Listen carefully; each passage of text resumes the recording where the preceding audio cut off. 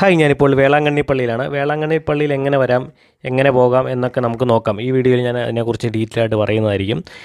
ഒരു ഡീറ്റെയിൽഡ് വലിയൊരു വീഡിയോ ഞാൻ ഇതിനു മുന്നേ ഞാൻ ഇട്ടായിരുന്നു. പക്ഷേ ഇപ്പോൾ പള്ളിയിൽ എങ്ങനെ എത്താം എന്നുള്ള ഷോർട്ടായിട്ടുള്ളൊരു വീഡിയോ ആണിത്.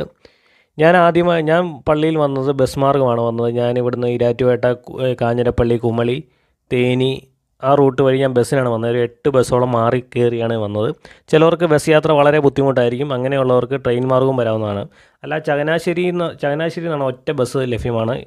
SCTCയുടെ പുതിയൊരു സർവീസ് തുടങ്ങിയിട്ടുണ്ട്, വൈക്കം ടു വേളാങ്കണ്ണി. അത് കാഞ്ഞിരപ്പള്ളി ഭാഗങ്ങളിൽ നിന്ന് വരുന്നവർക്കെല്ലാം ആ ബസ്സിലും വരാവുന്നതാണ്. പിന്നെ എറണാകുളത്തു നിന്നൊക്കെ ട്രെയിനും അവൈലബിളാണ്. പിന്നെ എയർ മാർഗ്ഗവും നമുക്ക് വരാവുന്നതാണ്. വേളാങ്കണ്ണി അടുത്തുള്ള ഏറ്റവും അടുത്തുള്ള എയർപോർട്ട് എന്ന് പറയുന്നത് തിരുച്ചിറപ്പള്ളിയാണ്. തിരുച്ചിറപ്പള്ളി എയർപോർട്ടാണ്. അവിടെ വന്നിട്ട് നമുക്ക് എയർ മാർഗ്ഗവും പള്ളിയിലേക്ക് വരാവുന്നതാണ്. അല്ലാതെ റെയിൽവേ സ്റ്റേഷനും തൊട്ടടുത്താണ്. 1 കിലോമീറ്റർ മാത്രമേ ഡിസ്റ്റൻസ് ഉള്ളൂ റെയിൽവേ സ്റ്റേഷനിലേക്കും. ട്രെയിൻ മാർഗ്ഗവും വരാം, എയർ മാർഗ്ഗവും വരാം, ബൈ റോഡും വരാം. ഏറ്റവും അടിപൊളി ബൈ റോഡ് വരുന്നതായിരിക്കും. പക്ഷേ ബൈ റോഡ് വരുമ്പോഴത്തേന് നല്ല 450 കിലോമീറ്റർ ഡിസ്റ്റൻസ് ഉള്ളതുകൊണ്ട് നല്ല സമയം എടുക്കുന്ന ഒരു യാത്രയായിരിക്കും. ഞാൻ വൈകുന്നേരം 5:30 ഇറങ്ങിയിട്ട് ഞാൻ പിറ്റേ ദിവസം 9 മണിക്കാണ് പള്ളിയിലെത്തിയത്. അത്രയും സമയം എടുക്കുന്നൊരു യാത്രയാണ് വേളാങ്കണ്ണി യാത്ര. നല്ല ലോങ് ഡിസ്റ്റൻസ് എടുക്കുന്ന യാത്രയാണ്. പക്ഷേ ഞാൻ വണ്ടികൾ മാറിയാണ് കയറിയത്. ഓരോ സ്ഥലത്തും തഞ്ചാവൂർ അങ്ങനെ ഒരു 5-6 സ്ഥലങ്ങളിൽ മാറിയാണ് ബസ്സിൽ കയറിയത്. അതുകൊണ്ട് മാത്രമാണ് ഇത്രയും ഡിലേ ആയത്.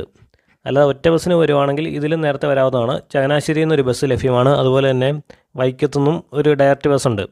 വേറെയും ബസ്സുകൾ, വേറെ ഡിപ്പോയിൽ നിന്നൊക്കെ ബസ്സുകൾ കാണുമായിരിക്കും. എൻ്റെ അറിവിൽ ഈ 2 ബസ്സുകളാണ് മെയിനായിട്ടുള്ള ഈ കോട്ടയം ഈ ഭാഗങ്ങളിലുള്ള ബസ്സുകൾ.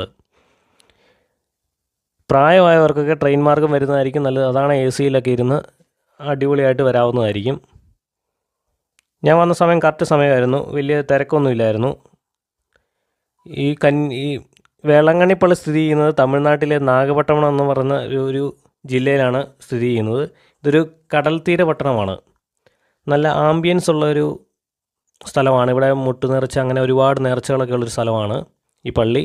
തമിഴ്നാട്ടിലെ ഫേമസ് ഒരു തീർത്ഥാടന കേന്ദ്രമാണ് വേളാങ്കണ്ണി പള്ളി. വേളാങ്കണ്ണി പള്ളിയിൽ പോവുകയും അതിൻ്റെ ഒരു യാത്ര നമുക്ക് എൻജോയ് ചെയ്യണമെങ്കിൽ ബസ് തന്നെ വരുന്നതായിരിക്കും ഏറ്റവും നല്ലത്. ബസ്സിൽ പോകണം നമുക്കൊരു 1000 രൂപയ്ക്ക്, ബസ്സിലാണെങ്കിലും ട്രെയിനാണെങ്കിലും ഒരു 1000 രൂപ, മാക്സിമം ഒരു 1000 രൂപയ്ക്ക് നമുക്ക് വേളാങ്കണ്ണി പള്ളി കണ്ടിട്ട് തിരിച്ചു വരാവുന്നതാണ്. പിന്നെ വേളാങ്കണ്ണി പള്ളി പോകുമ്പോഴത്തേന് നമ്മൾ തഞ്ചാവൂർ വഴി പോവുകയാണെങ്കിൽ തഞ്ചാവൂരിലെ ബൃഹദേശ്വര ക്ഷേത്രങ്ങളൊക്കെ സന്ദർശിക്കുന്നത് നല്ലതായിരിക്കും. ഏതായാലും നമ്മൾ ഇവിടം വരെ വരുന്നല്ലേ, അപ്പോൾ അതൊക്കെ കണ്ടിട്ട് പോകുന്നത് നല്ലതായിരിക്കും.